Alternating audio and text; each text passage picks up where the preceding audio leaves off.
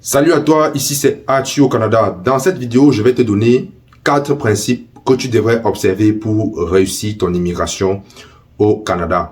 Un célèbre auteur américain au nom de Dale Carnegie a un jour dit: ni les situations, ni les gens ne peuvent être améliorés à partir d'un facteur extérieur.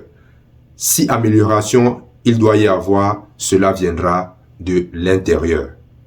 Alors, dans cette vidéo, comme je l'ai dit en introduction, je vais te partager 4 principes fondamentaux que tu dois observer si tu veux réussir au Canada ou bien partout dans le monde. Pour ne pas rendre la vidéo longue, je vais te partager dans cette vidéo le premier principe que tu dois observer et je ferai d'autres vidéos qui vont certainement suivre celle-ci pour te donner, n'est-ce pas, les 3 autres principes.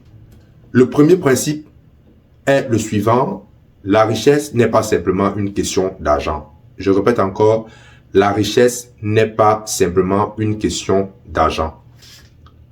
Nous sommes nombreux, nous quittons nos pays, nous venons au Canada, nous quittons nos pays, nous allons dans d'autres pays au monde à la recherche d'une vie meilleure, à la recherche de l'amélioration de nos situations économiques. Nous sortons, nous travaillons, nous voulons donner une bonne éducation à nos enfants, nous faisons des calculs mathématiques sur l'argent que nous devons avoir pour nous occuper de nos enfants, nous occuper de nos familles, pour mettre de l'économie à côté, pour investir. Mais excusez-moi de vous dire, si tu veux réussir ta vie au Canada, en se basant uniquement sur la richesse qui est l'argent, alors sache que tu es à côté de la plaque. Tu es à côté de la plaque. Ce n'est pas en faisant des calculs mathématiques, en sortant, en travaillant, en faisant 2-3 jobs, en accumulant beaucoup d'argent, que tu vas réussir ta vie au Canada. Je ne suis pas en train de dire que l'argent n'est pas important. Je dis simplement que le principe selon lequel la richesse à elle seule ne suffit pas pour être réellement riche s'applique ici. Il y a d'autres éléments, d'autres facteurs que tu dois observer au-delà de l'argent. Je vais te citer ces quelques facteurs. Par exemple, la vie professionnelle, c'est-à-dire ta carrière. Je vais te citer quelques exemples. Par exemple, ta carrière, ta vie professionnelle, c'est un des facteurs importants en dehors de l'argent. Bien sûr, ta carrière, c'est quelque chose qui va te faire gagner de l'argent. Ta carrière, c'est quelque chose qui va te faire progresser dans la société, monter dans l'échelle, n'est-ce pas, de ton entreprise, te faire gagner, subvenir à tes besoins. Mais je suis désolé parfois de voir certaines personnes faire des jobs qui ne correspondent pas à leur personne. Ok? Bien sûr, ils vont gagner de l'argent, ils vont se faire de l'argent. Je ne suis pas contre ça. Parfois dans la vie, lorsque tu as un objectif, tu trouves n'importe quoi pour atteindre cet objectif. Je suis parfaitement d'accord. Mais à côté de ça, il y a des gens qui, émotionnellement, font un travail qui ne les correspond pas. Tu n'as qu'à voir lorsque ces personnes rentrent à la maison, lorsque c'est la façon dont ces personnes se comportent au travail. Observez parmi vos collègues, vous allez voir, il y a des gens qui n'aiment pas le travail. Mais parce qu'ils doivent mettre le pain sur la table, sont obligés de faire ce travail. Ok?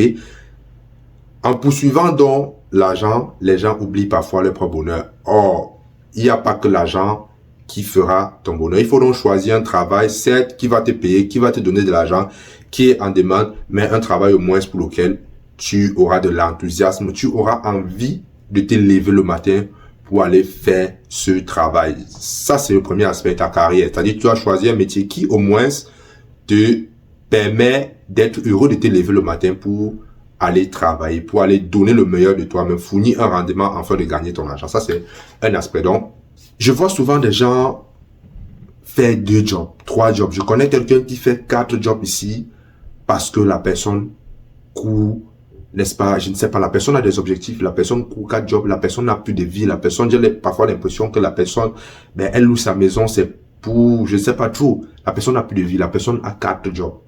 Est-ce que c'est ça, être heureux? Bien sûr, je sais, la personne a un objectif, mais est-ce que c'est vraiment ça, réussir son immigration au Canada? Moi, j'ai dit, ça ne suffit pas. Il faut, n'est-ce pas, améliorer d'autres aspects. Le deuxième point que tu dois tenir en compte si tu veux vraiment avoir une réussite au Canada, en dehors de l'aspect financier, tu dois t'occuper de ta santé. Tu dois t'occuper de ta santé. Nous sommes dans un pays où les soins de santé coûtent extrêmement cher. Nous sommes dans un pays où pour rencontrer un médecin, il faut faire la queue. Nous sommes dans un pays où, n'est-ce pas, la santé, c'est quelque chose qui est au cœur des préoccupations du gouvernement. Nous sommes dans un pays où il y a beaucoup de malbouffe. Tous les fast-food que vous voyez, sont, n'est-ce pas, de la malbouffe. C'est pour cette raison que vous allez voir, il y a beaucoup de personnes obèses. Donc, tu dois tenir compte de ta santé. Tu dois faire le sport, tu dois aller rencontrer, n'est-ce pas, les nutritionnistes. Tu peux faire ton check-up chaque année. Fais ton check-up. Ça, c'est aussi un élément qui est fondamental pour, n'est-ce pas, qualifier si quelqu'un a réussi ou pas. Parce que si tu réussis, tu gagnes de l'argent, ok, mais tu ne t'occupes pas de ta santé, ok, tout cet argent que tu as travaillé te servira, n'est-ce pas, pour défrayer les frais de santé. Tout cet argent que tu as travaillé vont uniquement te permettre de te soigner et au final, tu te retrouveras à zéro. Tu auras travaillé parce que tu ne t'es pas occupé de ta santé. Tout cet argent-là va, n'est-ce pas, aller pour essayer, n'est-ce pas, de te sauver la vie. Parce que lorsque tu n'es pas en santé, cela peut nuire gravement à toutes tes activités, peut-être même ce qu'on ne souhaite pas te conduire vers, je ne vais pas citer ces mots, mais vous comprenez. Le troisième élément que tu dois également tenir en compte, hormis, n'est-ce pas, le fait de courir après de l'argent, une fois de plus, je dis encore, la richesse financière n'est pas la seule chose qui va te permettre de réussir ton immigration au Canada. L'autre aspect aussi, c'est la vie sociale. Ça, c'est très, très important. La vie sociale au Canada. Nous sommes dans un pays individualiste. Au Canada, c'est un pays individualiste. Les gens vivent chez eux. Les gens, c'est-à-dire avoir une vie sociale ici, un peu comme on est en Afrique, sortir, aller se balader, aller chez les gens, aller ça. Ici, la vie solidaire, c'est quelque chose, si tu ne fais pas attention, tu vas tomber dans cette routine-là et tu risques, n'est-ce pas, avoir envie de rentrer au pays.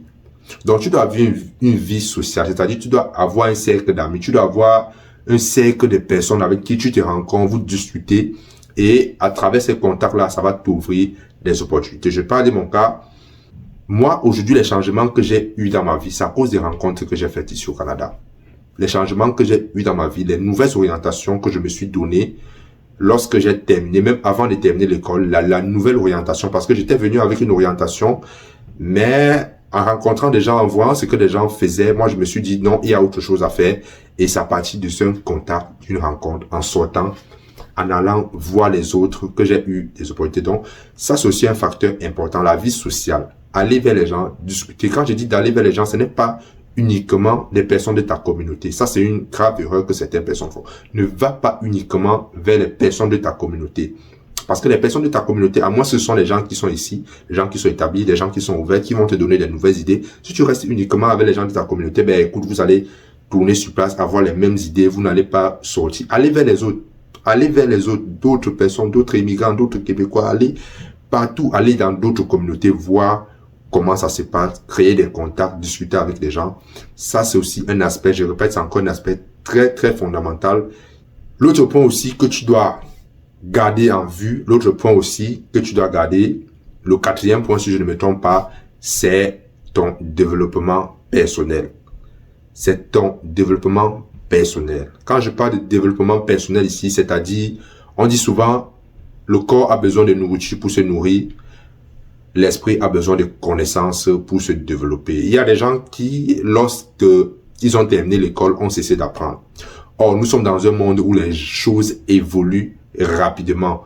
Les connaissances que tu as apprises à l'école, aujourd'hui, je sais pas, en 2008, en 2005, aujourd'hui, ces connaissances-là peuvent ne plus être d'actualité. Donc, tu dois constamment être en train d'apprendre. Surtout dans un pays comme celui-ci, où les choses sont différentes, le système financier est différent, la façon dont c'est un pays, par exemple, qui fonctionne sur le crédit. Est-ce que tu es allé t'éduquer sur comment fonctionne le crédit? Est-ce que tu es allé t'éduquer comment le système bancaire fonctionne? Est-ce que tu es allé t'éduquer?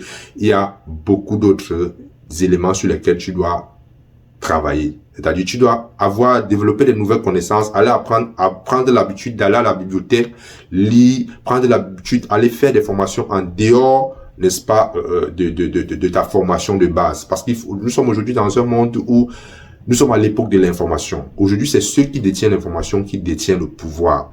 C'est ceux qui détiennent l'information qui détiennent le pouvoir. La différence entre quelqu'un qui gagne plus d'argent que toi, ben c'est simplement parce que la personne a une connaissance que tu n'as pas. La personne a une compétence que tu n'as pas. Et ça, c'est aussi un facteur qui fait la richesse de l'homme. Ce n'est pas uniquement la richesse matérielle de l'argent. Si tu cours uniquement après de l'argent, tu vas passer à côté des opportunités si tu n'observes pas, n'est-ce pas, les autres points que je viens de te citer. Premier point, ta carrière. Deuxième point, ta santé. Troisième point, la vie sociale. Quatrième point, ton développement personnel. Quand je parle de développement personnel, c'est-à-dire aller lire, aller faire des formations, améliorer tes compétences, savoir les nouvelles informations dans ton domaine qui sont d'actualité. Par exemple, au Canada, apprendre le système bancaire canadien, connaître comment le crédit fonctionne, connaître comment créer une entreprise, connaître comment... Parce qu'on s'entend bien, si tu cours uniquement en faisant 1-2 jobs comme certaines personnes le font, ben écoute, c'est sûr, tu vas gagner de l'argent, mais tu vas passer à côté des opportunités qui peuvent te faire gagner plus que cela. Je sais que mon discours va aller, n'est-ce pas, à l'encontre de ce que certaines personnes font. Je sais que ça va aller, mais je vous assure, si vous avez une nouvelle compétence, si vous mettez ces principes en application, c'est-à-dire chercher un peu à équilibrer, n'est pas uniquement se focaliser sur l'argent, chercher un peu à s'équilibrer, à s'ouvrir, à aller, par exemple, au niveau, aller au gym, faire des nouvelles rencontres. Bien sûr, vous devez avoir un objectif précis dans tout ce que je viens de vous dire, que ce soit sur le point de vue de la santé, que ce soit sur le point de vue de votre carrière professionnelle, que ce soit sur le point de vue sur le plan personnel, même sur la vie familiale, vous devez avoir une vie familiale équilibrée. Tous ces éléments-là vont contribuer à ta richesse. Si tu te focalises uniquement sur l'argent, tu vas passer à côté des opportunités merveilleuses. Et dans la prochaine vidéo, je vais vous partager le deuxième principe, n'est-ce pas, que tu dois appliquer si tu veux réussir au Canada. C'était Arthur au Canada. J'espère que tu as aimé cette vidéo. Ciao.